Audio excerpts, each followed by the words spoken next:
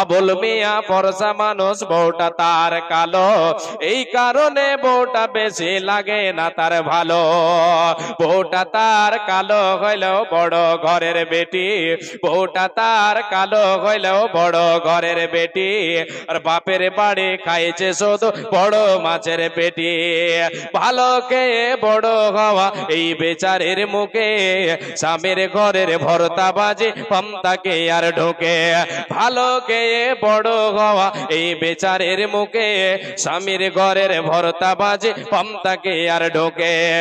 বউয়ের জ্বালা জামাই গরিব, স্বামীর বউ তার কালো, বউয়ের জ্বালা জামাই গরিব, স্বামীর বউ তার কালো, তাই দুইজনে কই এমন সংসার ভেঙে দেওয়াই ভালো। দুইজনেই ভুইলা তাদের দুই মানিকের কথা, দুইজনেই ভুইলা তাদের দুই সন্তানের কথা, এই সোনার সংসার ভেঙে দিল এই দুই মাতা পিতা। দুইজনেই ভুইলা তাদের দুই মানিকের কথা, সোনার সংসার ভেঙে দিল এই দুই মাতা পিতা। নিজের ভুলে পথ হারিয়ে পথ ভোলা এই নারী, আর নিজেই নিজের ঘর ভাঙিয়া গেল বাপের বাড়ি। ভেবেছিল ভাইয়েরা তার আগের মতো আছে, আর আগের মতো বাসবে ভালো, টানবে বুকের কাছে, আগের মতো বাসবে ভালো, টানবে বুকের কাছে।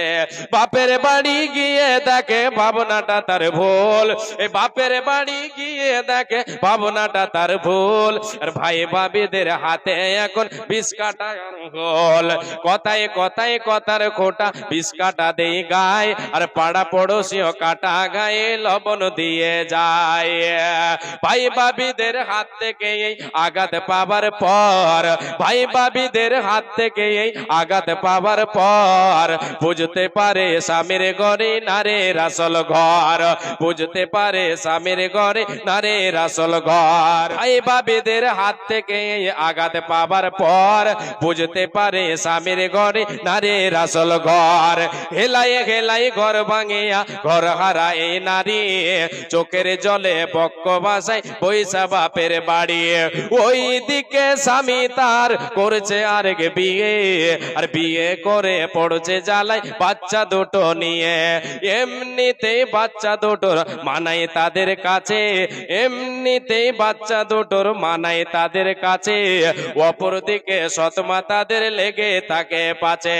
খানা খাদ্য খাই না তারা সারাটা দিন ঝিমায়, খানা খাদ্য খাই না তারা সারাটা দিন ঝিমায়। এদের নিয়ে বাপটা পড়ছে ফাটা বাঁশের চিপায়, চিপায় পড়ে বাপটা কাঁদে, চিপায় পড়ে বাপটা কাঁদে বাচ্চা বাপের দোষে। আর মাটা কাঁদে ঘর হারাইয়া স্বামী বাপের ঘরে বসে, আর মাটা কাঁদে ঘর হারাইয়া ভাইয়ের ঘরে বসে। এই যে এত কান্না কাটি এত চোখের জল, এই যে এত কান্না কাটি এত চোখের জল, সব হইল গেলাই গেলাই ঘর ভাঙিবার ফল। ঘর ভাঙিবার স্বপ্ন যদি কারো বুকে জাগে, ঘর ভাঙিবার স্বপ্ন যদি কারো মনে জাগে, এই কবিতা শুনে নিও ঘর ভাঙিবার আগে।